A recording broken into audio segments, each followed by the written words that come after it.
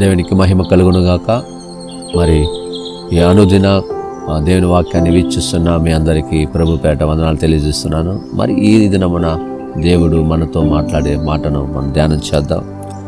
42వ కీర్తన 1వ వచనాన్ని మనం భయభక్తులు చదువుకుందాం. దుప్పి నీటి వాగుల కొరకు ఆశపడినట్లు, దేవా నీ కొరకు నా ప్రాణము ఆశపడుచున్నది. నీ కొరకు నా ప్రాణము ఆశపడుచున్నదని భక్తుడు ఇక్కడ మనకు తెలియజేస్తున్నాడు.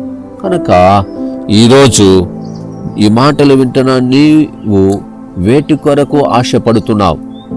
వేటి కొరకు నీకు తృష్ణ గొనుచున్నావు? వేటి కొరకు నువ్వు పరుగులు తీస్తున్నావు?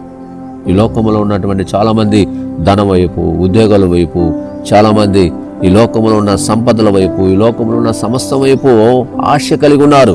ఇక్కడ మనకు వాక్యం మనకు ఏం బోధిస్తుందంటే దుప్పి నీటి వాగుల కొరకు ఆశపడినట్లు. దుప్పి అది ఎప్పుడైతే దాహము కలుగుతుందో ఆ దాహాన్ని తీర్చుకోవడానికి, ఆ దాహము కొరకు అది నీటి వాగులు ఎక్కడుంటాయో పరుగులు తీస్తాయి. ఆ దాహానికి వాటికి ఎక్కడ కూడా నీళ్ళ ట్యాంకులు ఉండవు. ఎక్కడ గృహాలు ఉంటాయో, ఎక్కడ నీళ్లు నిలిచి ఉంటాయో ఆ ప్రాంతాన్ని అది తృష్ణ కొనిగి ఆశ కలిగి అది పరుగులు తీసి కనబడేంత వరకు తన దాహాన్ని తీర్చుకోవాలి. తన శరీరానికి బలం కావాలన్నా వాటికి కావాల్సినట్టు నీరు కావాలి. కాబట్టి ఆ దుప్పి ఎప్పుడైతే తన దాహము తీరేంత వరకు అది విడిచిపెడదు. ఎటు వెళ్ళినా ఇదిగో చూడండి, ఒక మార్గంలో వెళ్ళినా అక్కడ కనపడిపోతే మరో మార్గానికి వెళ్తాది. తన ఆశ తనకు ఏమంటే ఆ దాహము తీరాలి. ఈరోజు మనుషుల్లో చాలా మంది దేవుని దగ్గరికి వస్తారు, కానీ ఆత్మీయ ఆ దాహాన్ని తీర్చగలిగిన దేవుని దగ్గరికి వస్తారు. కానీ దేవుడు చూడండి, భక్తుడికి ఏం చెప్తున్నాడు, కానీ నా ప్రాణము దేవుని కొరకు తృష్ణ కలుగుతున్నది. దేవుని కొరకు నువ్వు తృష్ణ కలిగి ఉన్నావా? దేవుని కొరకు నువ్వు ఆశ కలిగి ఉన్నావా? దుప్పి కలిగినట్టు ఒక జంతువే అది చూడండి ఎంత తృష్ణ కలుగుతుంటాడంటే అంత పరుగులు తీస్తాయి.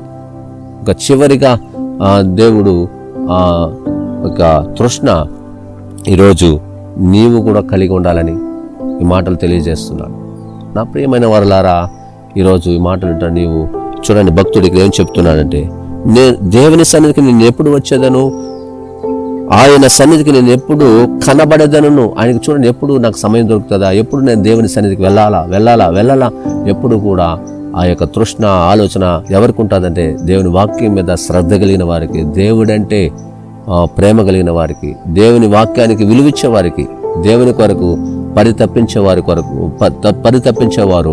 ఎప్పుడు కూడా సమయం దొరికితే దేవుని సన్నిధికి నేను ఎప్పుడు వెళ్ళాలి, దేవుని వాక్యాన్ని వెళ్ళాలి, దేవుని సన్నిధిని అడుగు పెట్టాలి, దేవుని సన్నిధిలో నేను ప్రార్థించాలి, దేవుని సన్నిధిలో నేను గడపాలి అని దావీదుకారుడు కూడా తన కీర్తన భాగంలో నేను నిత్యము దేవుని సన్నిధిలో చిరకాలము నేను దేవుని నివాసము చేస్తానని ఆయన మనవి చేసుకున్నాడు. కాబట్టి నేను కూడా ఆయన సన్నిధిలో ఉంటే మనకు క్షేమము. అలాంటి తృష్ణ మనకు కలిగి ఉన్నాయి. ఒక జంతువే ఎంత ఆశపడుతుందో తెలుసా? వాగుల కొరకు పరుగులు తీస్తాయి. నువ్వు అది ఎడారిలో పరుగులు తీస్తాయి. గుహలు అది నీటి కొరకు, అది వాగుల కొరకు, వంకల కొరకు ఎక్కడ ఉందో వెదకాలంటే అది పరుగులు తీయాలి తన దాహాన్ని తీర్చుకోవడానికి. నీకు దేవుడు ఆయన మందిరము ఇచ్చాడు, ఆయన సన్నిధి ఇచ్చాడు, ఆయన వాక్యాన్ని ఇచ్చాడు. కనుక నీవు ఆయన మందిరానికి వెళ్ళినప్పుడు దేవుడు నిశ్చయముగా నీవు కూడా భక్తుడు చెప్పినట్టుగా నేను అలాంటి తృష్ణ కలిగి ఉన్నానయ్యా, నేను అలాంటి ఆశ కలిగి ఉన్నాను, నా సన్నిధిలో నేను ఎప్పుడు దేవుని స్తుతించబోతున్నాననేసి ఆయన ఎదురు చూస్తున్నాడు. కాబట్టి నీవు కూడా ఆయన సన్నిధికి స్తుతించాలని, ప్రేమించాలని, ఆయన వాక్యాన్ని వెళ్ళని, నువ్వు దీవించబడాలని ఈ మాటలు తెలియజేస్తాను. ఈ మాటలు దీవించబడుదురుగాక. ఈ మాటల చేత ప్రత్యేకంగా ప్రార్థన చేసుకుందాం. సర్వాధికారి మీకు స్తోత్రాలు నాయనా. దుప్పి వాగుల కొరకు అది పరుగులు తీసినప్పుడు నాయనా, అది కనుగొనేంత వరకు తన ఆశ తండ్రి నాయన, అది శరీరంలో బలహీనతను ఉంటుంది. కనుగొని ఆ నీరు తీర్చుకునేందుకు తన ఆశ ఎప్పుడు కూడా నిరాశ చెందు నాయన. వాగుల కొరకు పరిగెత్తాయి, కొండల్లో, లోయల్లో నా తండ్రి అది కనిపెట్టి తన ఆశను తీర్చుకుంటాయి. తనకు కావలసిన ఆ నీరును త్రాగేంత వరకు తన తృష్ణను ఎక్కడ కూడా విడిచిపెట్టదు, పరుగులు తీస్తాయి. కానీ మనుషులు కూడా, మేము కూడా నాయన, నువ్వు సృష్టించిన నీ వాక్యము కొరకు, నీ సన్నిధి కొరకు, నువ్వు ఇచ్చే నిత్య జీవము కొరకు నా తండ్రి మేము వచ్చి అయామేమో తండ్రి నాయన నీ సన్నిధిలో వచ్చి అలాంటి తృష్ణ మేము కలిగి ఉండాలి. అటువంటి తృష్ణ నీ బిడ్డలందరూ కలిగి ఉండాలి ప్రభునాథ.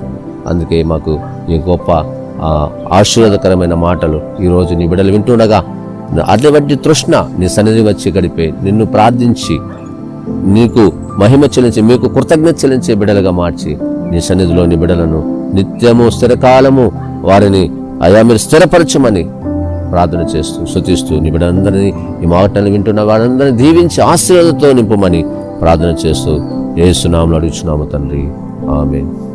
God bless you.